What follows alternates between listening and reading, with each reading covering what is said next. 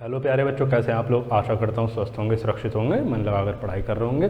बहुत दिन से हमारी ज्योमेट्री क्लास चल रही है, ट्रिग्नोमेट्री हमने ख़त्म कर चुके हैं। तो आज थोड़ा सा टेस्ट को चेंज करते हैं, स्टैटिस्टिक्स पढ़ते हैं। स्टैटिस्टिक्स के बाद फिर जो बचे हुए टॉपिक है ज्योमेट्री के वो हम कंप्लीट करेंगे। आइए देखते हैं स्टैटिस्टिक्स के बारे में आज की क्लास में क्या होता है। भाई स्टैटिस्टिक्स पहले तो हमें ये समझना होगा इसमें क्या होता है भाई कि हम क्या करते हैं, डेटा कलेक्ट करते हैं। डेटा मतलब कोई भी इंफॉर्मेशन, जैसे आपके शहर में किस किस एज ग्रुप के लोग रह रहे हैं, मेल कितने हैं, फीमेल कितने हैं, ओल्ड एज कितने हैं, बच्चे कितने हैं, ये सब चीज़ें क्या आती हैं आपकी डेटा में आती हैं। तो डेटा को क्या करना, डेटा कलेक्ट करना सबसे पहली बात। अब आपके पास डेटा कलेक्ट हो गया तो उस डेटा को क्या करोगे, आप समराइज करोगे।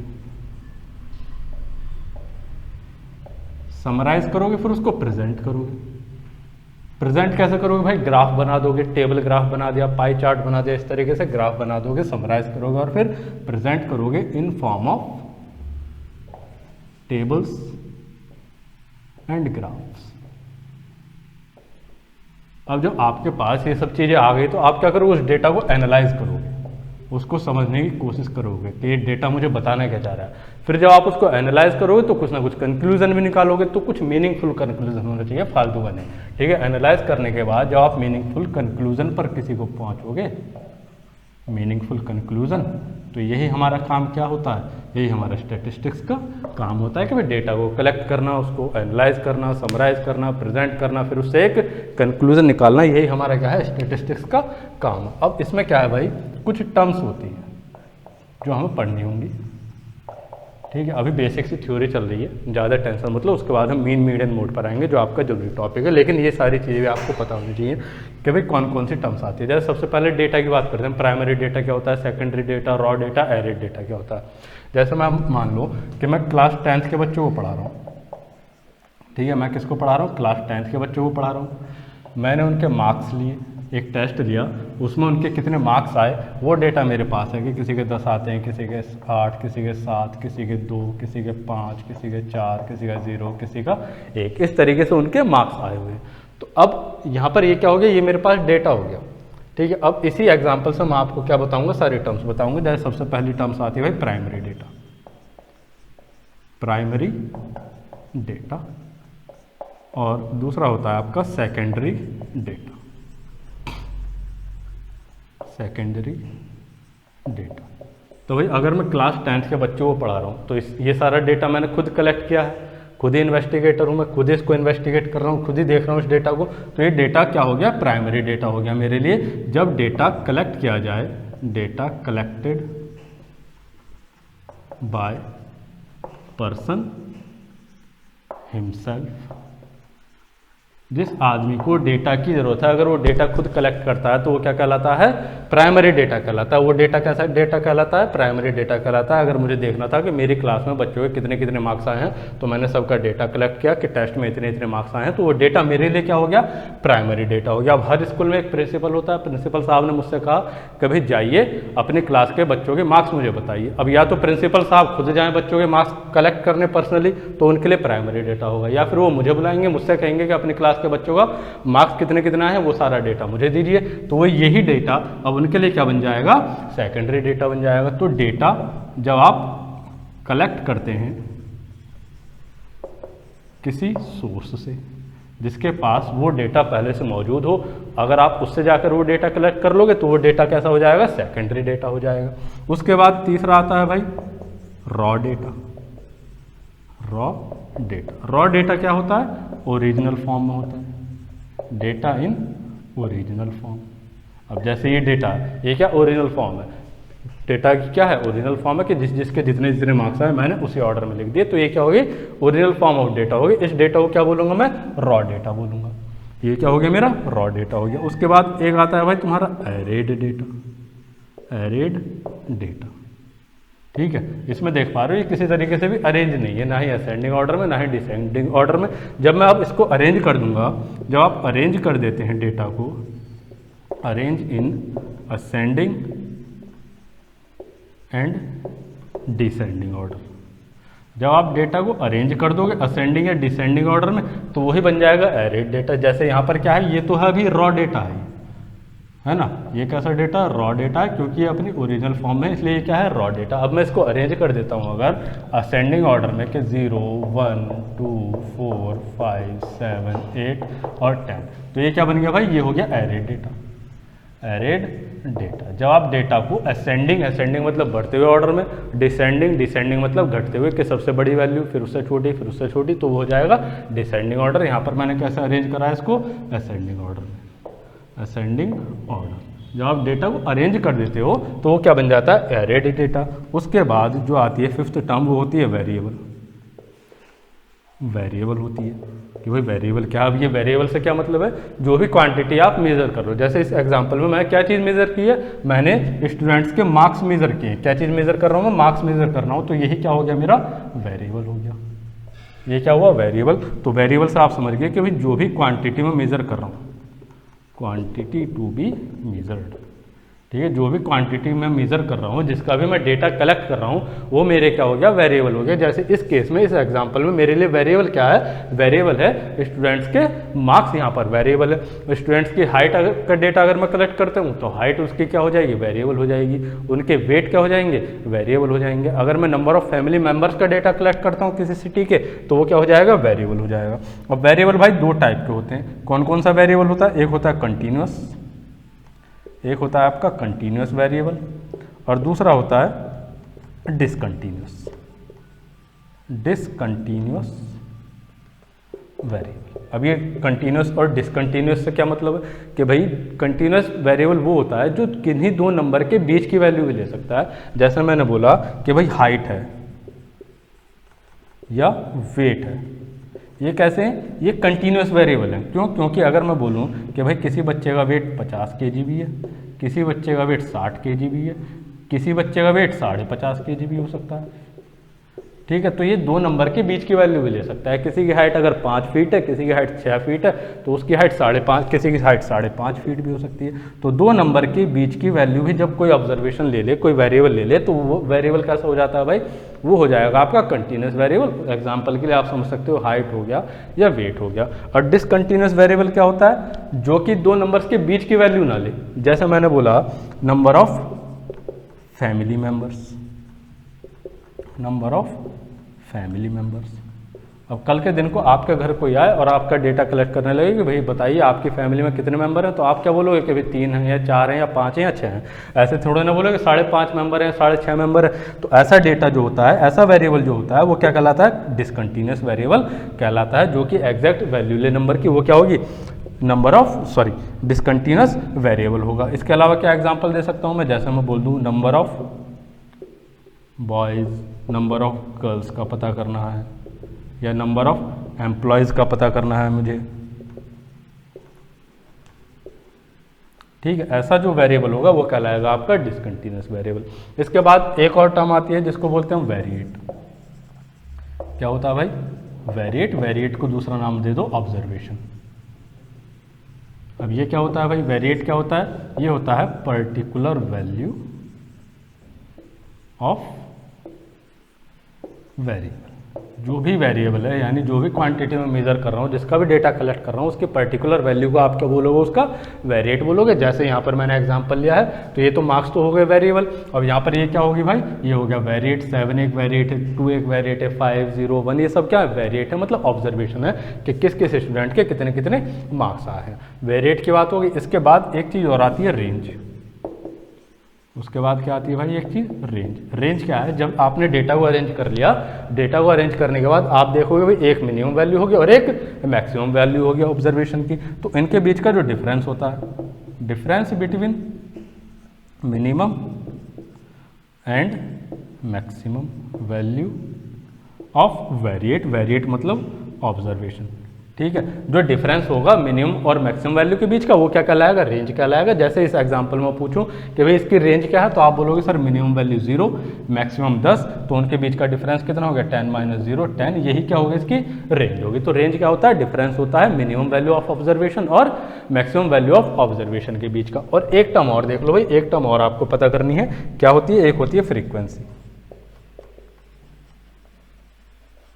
ठीक है भाई। अब ये फ्रीक्वेंसी से क्या मतलब है? फ्रीक्वेंसी से मतलब ये है कि कोई भी ऑब्जर्वेशन कितनी बार आ रही है वो उसकी क्या कहलाएगी? फ्रीक्वेंसी कहलाएगी। जैसे यहाँ पर देखूँ 10 कितनी बार आ रहा है? एक बार, एक ही बच्चे के मार्क्स हैं। 8 एक ही बच्चे मार्क्स है। 2 एक ही बच्चे के मार्क्स है। तो ये क्या है? इनकी ऑब्जर्वेशन की फ्रीक्वेंसी है। तो उसी को क्या बोलेंगे हम? उसकी फ्रीक्वेंसी बोलेंगे। मतलब कोई भी वेरिएट कितने नंबर ऑफ टाइम्स आ रहा है। जैसे यहाँ पर अगर मैं देखूँ जो सारे वेरिएट हैं, सारी ऑब्जर्वेशन है, वो एक एक बार ही आ रही। सपोज एक और बच्चा होता है जिसके 2 मार्क्स होते, एक और बच्चा है यहाँ पर जिसके 2 मार्क्स है, तो 2 क्या है? 2 ऐसा वेरिएट है जिसकी फ्रीक्वेंसी कितनी हो गई? 2 हो गई, क्योंकि वो 2 बार आया। तो कोई भी ऑब्जर्वेशन कितनी बार रिपीट हो रही है वही क्या कहलाएगी? उसकी फ्रीक्वेंसी कहलाएगी। ये क्या हो गई? हमारी कुछ टर्म्स हो गई जिनके बारे में हमें पता होना चाहिए स्टैटिस्टिक्स में। अब इसके बाद हम जानेंगे मीन, मीडियन और मोड क्या होता है, जिस पर आपके एग्जाम में क्वेश्चन आते हैं। देखो भैया, आ जाओ। अब हमें क्या पढ़ना है? हमारा सबसे ज़रूरी टॉपिक, हम अब जानेंगे भाई मीन के बारे में अच्छे तरीके से। मीन को अगर मैं सिंपली बोलूँ तो मीन क्या होता है भाई? एवरेज वैल्यू होती है। मीन को अगर मैं सिंपली बोलना चाहूँ तो मैं क्या बोल सकता हूँ? एवरेज। अब एवरेज कैसे निकालते हो? आपको पता है एवरेज क्या होता है? सम ऑफ ऑब्जर्वेशंस। ऑब्जर्वेशन बोल दो, वेरिएट बोल दो, डेटा बोल दो, कुछ भी बोल दो, अपॉन में नंबर ऑफ ऑब्जर्वेशंस। जब आप ऑब्जर्वेशंस के सम को उनके नंबर से डिवाइड कर दोगे तो वो क्या होता है? मीन कहलाता है। ठीक है। अब मीन जो है आपके 3 टाइप के होते हैं। 3 टाइप के आपको मीन पढ़ने होते हैं। सबसे पहला बोलेगा वो arithmetic mean. Arithmetic mean AM। एक होता है geometric mean, geometric mean GM। Geometric mean जिसको शॉर्ट में बोलते हैं हम GM। और एक होता है हार्मोनिक मीन। एक होता है हार्मोनिक मीन जिसको हम लिखते हैं HMC। ठीक है भाई। अब अगर वो आपको सिंपल क्वेश्चन में ये बोलता है कि मीन बताइए डेटा का, तो आप क्या निकालोगे भाई? अरिथमेटिक मीन निकालना होगा या फिर आपको एवरेज निकालना होगा। अगर वो कभी भी ज्योमेट्रिक मीन या हार्मोनिक मीन पूछेगा तो पर्टिकुलर वो बोलेगा कि भाई इस डेटा का आप ज्योमेट्रिक मीन या हार्मोनिक मीन बताइए। अब अरिथमेटिक मीन कैसे निकालोगे? अगर आपके पास 2 वैल्यू है भाई, A है और B है, इसका वो आपसे अरिथमेटिक मीन पूछ लेता है, तो आप अरिथमेटिक मीन कितना बताओगे?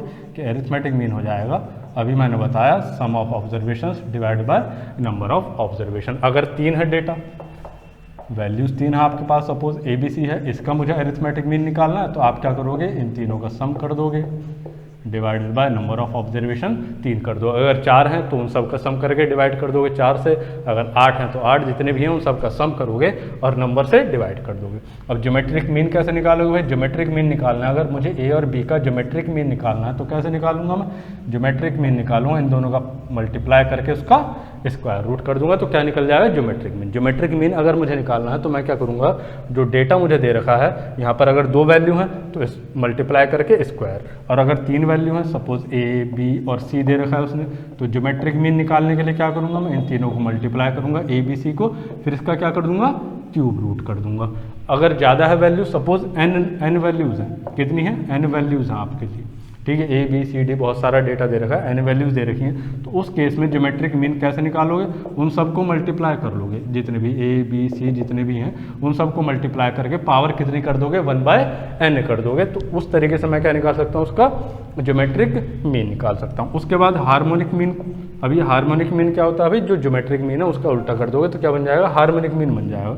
अब ये ज्योमेट्रिक मीन निकलता, सॉरी अरिथमेटिक मीन निकलता किसका है? जो अरिथमेटिक सीरीज होती है, A plus D, A plus 2D, इस तरह की जो सीरीज होती है, मतलब डिफरेंस दोनों में सेम रहता है, तो वो क्या बनती है आपकी? अरिथमेटिक सीरीज बनती है। अब आपको क्या बनानी है? अगर हार्मोनिक सीरीज बनानी होती है तो उसको क्या कर दो? अरिथमेटिक का उल्टा कर दो। दोनों क्या होते हैं? एक दूसरे के रेसिप्रोकल है, हार्मोनिक और अरिथमेटिक। अगर A और B HP में है, ठीक है, इसका मुझे हार्मोनिक मीन निकालना है, तो कैसे निकालोगे? आपको ध्यान रखना है, जो हार्मोनिक और जो ये अरिथमेटिक है, ये क्या है? एक दूसरे की सीरीज, ये एक दूसरे की रेसिप्रोकल होती है। अगर उसने बोला रखा है A और B क्या है? हार्मोनिक प्रोग्रेशन में है, तो इसका रेसिप्रोकल कर दो, मतलब 1/A और 1/B। ये क्या हो जाएगा? अरिथमेटिक प्रोग्रेशन हो जाएगा, मतलब अरिथमेटिक सीरीज बन जाएगी जब आपने रेसिप्रोकल कर दिया। तो अब आपको पता है भाई, अगर ये अरिथमेटिक प्रोग्रेशन में है मतलब इनके बीच का डिफरेंस बराबर है, तो अगर मैं यहाँ से अरिथमेटिक मीन निकालना चाहूँ इनका, अगर मैं अरिथमेटिक मीन निकालना चाहूँ तो कितना हो जाएगा, इन दोनों का सम करोगे 1/a प्लस 1/b और उसको डिवाइड कर दोगे कितने से, 2 से, तो ये क्या हो जाएगा, इसका अरिथमेटिक मीन हो जाएगा। लेकिन मुझे क्या चाहिए, हार्मोनिक मीन, और मैंने क्या बताया एक दूसरे का रेसिप्रोकल होते हैं। जब आप हार्मोनिक मीन निकालोगे तो इसका क्या कर दोगे, रेसिप्रोकल कर दोगे, तो ये कितना हो जाएगा 2/1/a प्लस 1/b, ये क्या हो गया, इसका हार्मोनिक मीन हो गया। अगर वो बोल दे कि भाई 3 टर्म है जैसे a, b और c, इस ये क्या है HP में है, आपको क्या बताना है, इसका हार्मोनिक मीन बताना है। ABC 3 टर्म है, इनका आपको हार्मोनिक मीन बताना है। तो कैसे निकालोगे, ये चीज़ देख लो, हार्मोनिक मीन कितना हो जाएगा, जितनी नंबर ऑफ टर्म्स हैं 3 और अपॉन में इनका reciprocal 1/a plus 1/b plus 1/c।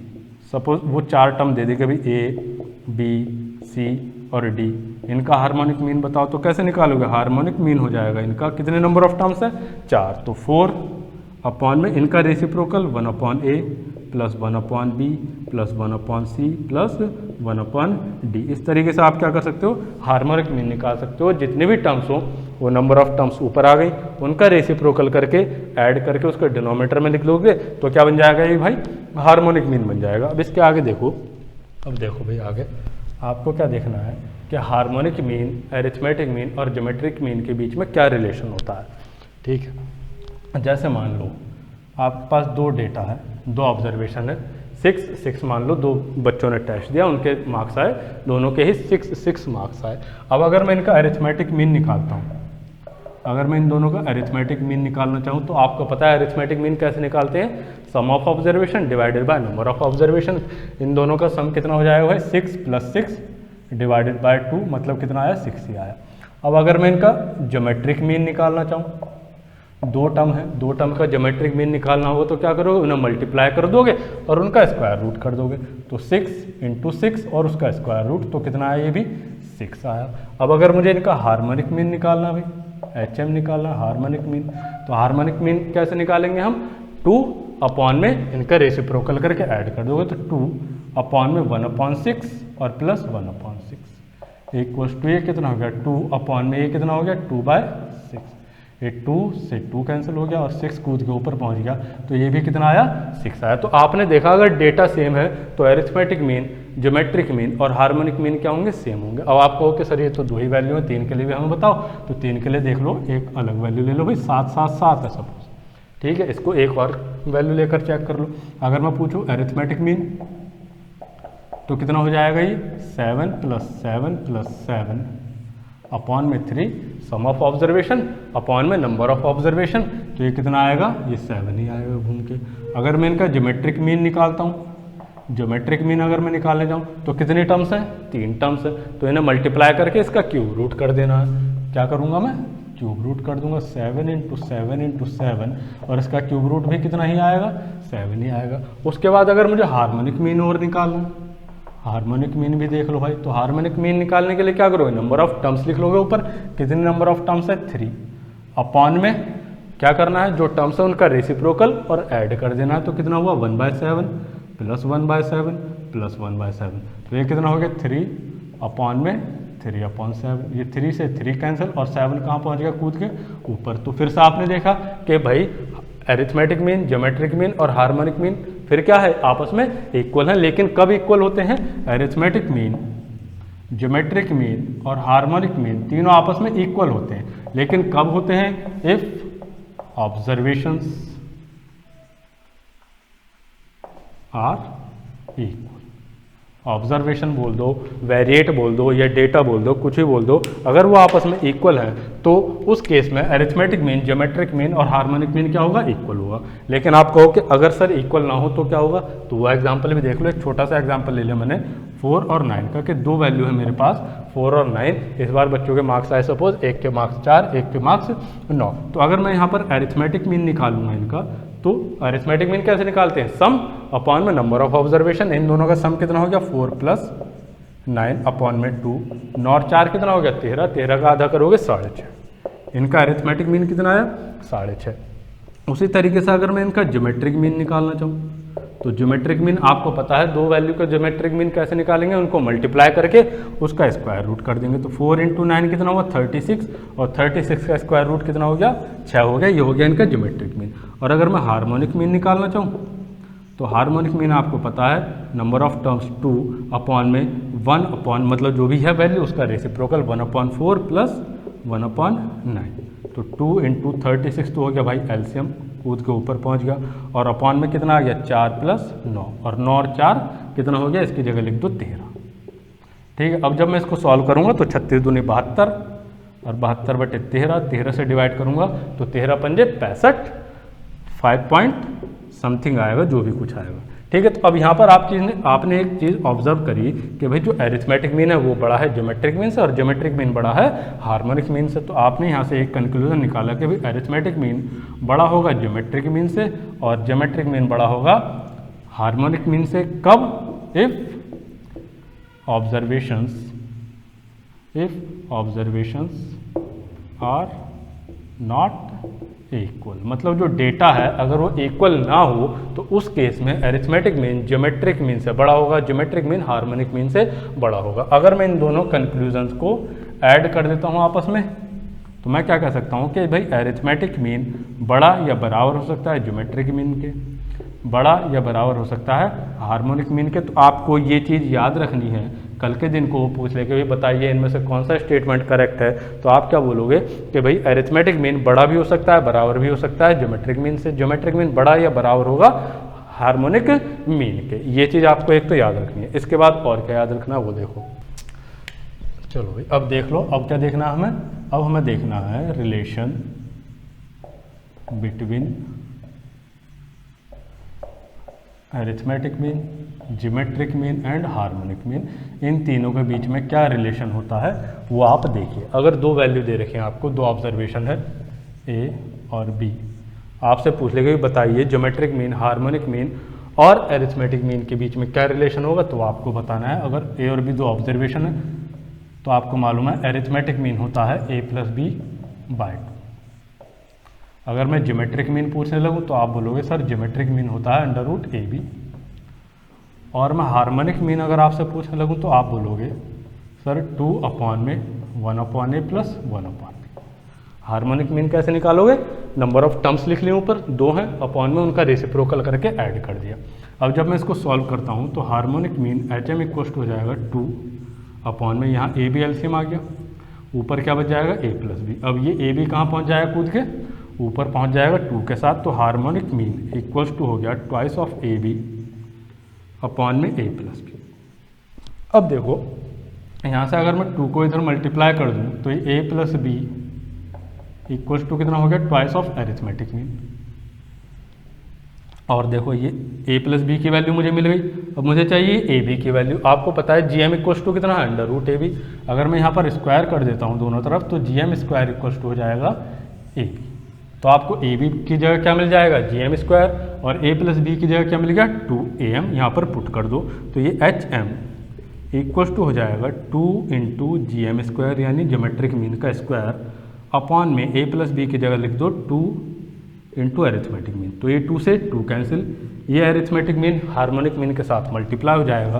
तो मेरे पास रिलेशन बना ज्योमेट्रिक मीन का square equals to arithmetic mean into harmonic mean. तो आपको ये रिलेशन भी याद होना चाहिए कि ए एम जी एम और एच एम के बीच में क्या रिलेशन होता है। तो क्या रिलेशन होता है भाई, जी एम का स्क्वायर मतलब ज्योमेट्रिक मीन का स्क्वायर इक्वल होता है अरिथमेटिक मीन के और हार्मोनिक मीन के मल्टीप्लिकेशन के। अब इस पर कल को सिंपल सा क्वेश्चन बोल दे कि भाई दो ऑब्जर्वेशन है, उनका अरिथमेटिक मीन है सपोज 4 और हार्मोनिक मीन है सपोज 9, तो बताइए उनका ज्योमेट्रिक मीन क्या होगा। तो आप फटाफट मल्टीप्लाई करके उसका स्क्वायर रूट कर देंगे और आंसर बता सकते हैं। देखो भाई अब हम क्या जानेंगे भाई मीडियन के बारे में कि मीडियन क्या होता है। मीडियन क्या होता है भाई, जो भी डेटा आपको दे रखा है आप पहले उसको अरेंज करोगे। अरेंज कैसे, असेंडिंग या डिसेंडिंग ऑर्डर में। अब जब अरेंज कर दिया आपने उसको असेंडिंग या डिसेंडिंग ऑर्डर में तो देखोगे कि भाई उसमें बीच वाली वैल्यू क्या आ रही है, वही हमारी क्या बन जाएगी, मीडियन बन जाएगी। तो मीडियन क्या होता है, मीडियन होता है मिडिल वैल्यू ऑफ ऑब्जर्वेशंस। जो भी ऑब्जर्वेशंस हैं उनके बिल्कुल बीच की वैल्यू, कब, जब उनको अरेंज कर दिया जाए, when arranged in ascending or descending order, ascending or descending order में जो भी वैल्यू, जो भी ऑब्जर्वेशन, जो भी डेटा आपको दिया गया है, सबसे पहले उसको क्या करोगे आप, अरेंज करना होगा असेंडिंग या डिसेंडिंग ऑर्डर में। फिर देखोगे कि उसकी मिडिल टर्म क्या आ रही है, वही क्या कहलाएगी, उसकी मीडियन कहलाएगी। जैसे मान लो छोटा सा एग्जांपल ले लो कि आप किसी क्लास को पढ़ा रहे हो, क्लास 6 के स्टूडेंट्स को, उसमें मार्क्स आए हैं स्टूडेंट्स के 10, 5, 4, 2, 10, 9 और 8। ठीक है भाई, इस तरीके से मार्क्स आए हैं। अब वो पूछ ले कि भाई बताइए इसका मीडियन क्या होगा। तो मीडियन निकालने के लिए आप क्या करोगे, सबसे पहले आप क्या करोगे, इनको अरेंज करोगे। अरेंज कैसे करोगे, आप अरेंज करोगे असेंडिंग या डिसेंडिंग ऑर्डर में, किसी में भी अरेंज कर लो। तो आपने जब अरेंज किया तो ये 2, फिर 4, फिर 5, फिर 8, फिर 9, फिर 10 और फिर 10। अब देखो इसकी बिल्कुल बीच वाली टर्म मुझे देखनी है, मिडिल टर्म देखनी है। तो देखो मिडिल टर्म क्या आ रही है, 1, 2, 3, इधर से 3 छोड़ दो, इधर से 3 छोड़ दो, तो ये बीच वाली जो टर्म हो गई यही। तो भाई क्या हो गया मीडियन, इसका मिडिल टर्म हो गई 8, तो यही क्या हो गया, मेरा मीडियन हो गया। मीडियन कितना बन गया भाई, 8, यहाँ पर क्या हो गया, मीडियन हो गया। ठीक है, अब मीडियन निकालने के लिए आपको 2 फॉर्मूला याद रखने हैं, सिंपल से कि भाई 2 फॉर्मूला क्या याद रखने हैं। अगर मुझे मीडियन निकालना है, तो मीडियन होगा n+1/12th वैल्यू ऑफ ऑब्जर्वेशन। अब भाई ये n क्या है, अब ये जो n लिखा है मैंने, n क्या है, n है नंबर ऑफ ऑब्जर्वेशंस। n क्या है, नंबर ऑफ ऑब्जर्वेशन। अब ये फॉर्मूला कब यूज होगा, ये फॉर्मूला आपको लगाना है जब नंबर ऑफ ऑब्जर्वेशंस क्या हो, number of observations, if number of observations are odd number. ठीक है, यानी n की वैल्यू क्या हो, एक ऑड नंबर हो। जैसे कि यहाँ पर आप देख सकते हैं नंबर ऑफ ऑब्जर्वेशंस कितनी है, 1, 2, 3, 4, 5, 6, 7 नंबर ऑफ ऑब्जर्वेशंस हैं। तो 7 + 1 क्या, 7 + 1 कितना हो गया, 7 + 1/2। 7 + 1 मतलब 8, 2 चौके 8 मतलब 4th वैल्यू। तो 4th वैल्यू आपको चेक करनी है कि 4th वैल्यू कहाँ, 1, 2, 3, 4th। तो 4th वैल्यू क्या हो गई, 8। तो यही क्या हो गया, 8 मेरा क्या हो गया, मीडियन हो गया। ठीक है, तो ये फॉर्मूला रटने की जरूरत नहीं है, अपने आप याद हो जाएगा कि क्या करना है। अगर number of terms, number of observations odd number में है तो क्या करोगे, एक ऐड करके उसका आधा कर दो, तो वो जो प्लेस होगा वहाँ पर क्या मिल जाएगी आपको, मीडियन मिल जाएगी। उसके बाद दूसरी बात आई भाई, अगर ऑड ना होकर इवन हो तो हम क्या करेंगे, तो क्या करोगे आप, n/2th value of observations plus n/2 plus 1th value of observation, और इन दोनों का सम करके डिवाइड कर दोगे 2 से, तो वो क्या आ जाएगी, हमारी मीडियन आ जाएगी। अब ये कब यूज होगा, इफ़ n इज इवन, यानी नंबर ऑफ ऑब्जर्वेशंस क्या हो, इवन नंबर में हो। जैसे इसी एग्जांपल से समझ लो, कि मान लो एक स्टूडेंट और होता, उसके मार्क्स कितने हैं, 1 है। तो इसको मैं पहले अरेंज करूंगा, तो यहाँ पर क्या आ जाता, 1 आ जाता। अब यहाँ पर कितने नंबर ऑफ वैल्यूज हो गए, कितने नंबर ऑफ ऑब्जर्वेशंस हो गए, आप बोलोगे सर ये हो गए 1, 2, 3, 4, 5, 6, 7, 8 हो गए, तो मतलब इवन हो गए। तो उस केस में क्या करना है, 8 का आधा करो, 4th वैल्यू लेनी है, प्लस 8 का आधा 4th प्लस 5th। ठीक है, ये क्या लिख रहा है, n/12, मतलब जो भी नंबर ऑफ ऑब्जर्वेशन है उसका आधा कर दो। तो कितने हो गए, ये 8 है, n कितना है, 8 है, 8 का आधा कितना हो गया, 4th वैल्यू, प्लस उसमें एक और ऐड कर दो, उससे अगली वैल्यू ले लो, मतलब 5th वैल्यू, और उस दोनों को 2 से डिवाइड कर दो। तो 4th वैल्यू क्या, 1, 2, 3, 4, ये वाली वैल्यू, इससे अगली वैल्यू कितनी हो गई, 5 + 8 डिवाइडेड बाय 2, कितना हो गया ये, 8 और 5 13, मतलब 6.5। तो इसका जो मीडियन बना, इन दोनों के बीच की जो मिडिल वैल्यू होगी वो होगी भाई 6.5। वो इस केस में क्या हो गया, मीडियन हो गया। तो इस तरीके से आप मीडियन निकाल सकते हैं, चाहे फॉर्मूला याद करें ना करें, ये चीज़ आपको समझ में आनी चाहिए कैसे निकालना है। अगर ऑड है तो क्या करो, एक ऐड करके 2 से डिवाइड कर दो, उस प्लेस पर जो वैल्यू आएगी वो हो जाएगा उसका मीडियन। और अगर नंबर ऑफ वैल्यूज़ क्या है, ऑड है, तो क्या करो, नंबर ऑफ वैल्यूज़ का आधा करो, वो वाले टर्म प्लस उससे अगली टर्म, उन दोनों का सम करके 2 से डिवाइड कर दो, तो वो क्या हो जाएगा, उसका मीडियन हो जाएगा। तो आपने देखा मीन, मीडियन। अब मॉड और देख लो, उसके बाद इस क्लास को खत्म करेंगे। अगली क्लास में हम इनके ऊपर क्वेश्चंस को प्रैक्टिस करेंगे। जो अब चलो भाई एक लास्ट चीज़ और देख लो आज की क्लास में, क्या देखना हमें, मोड के बारे में। मोड क्या होता है भाई, मोड क्या होता है, वो ऑब्जर्वेशन जो कि सबसे ज़्यादा बार आई। Observation has maximum frequency.